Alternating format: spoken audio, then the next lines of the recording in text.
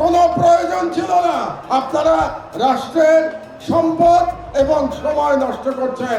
শাপলা চত্বরে যারা শহীদ হয়েছেন তাদের প্রতি শ্রদ্ধা জানানোর জন্যে এবং তাদের আত্মার প্রতি মাগফিরাত কামনার জন্য আমি আজকে আপনাদের সামনে উপস্থিত হয়েছি।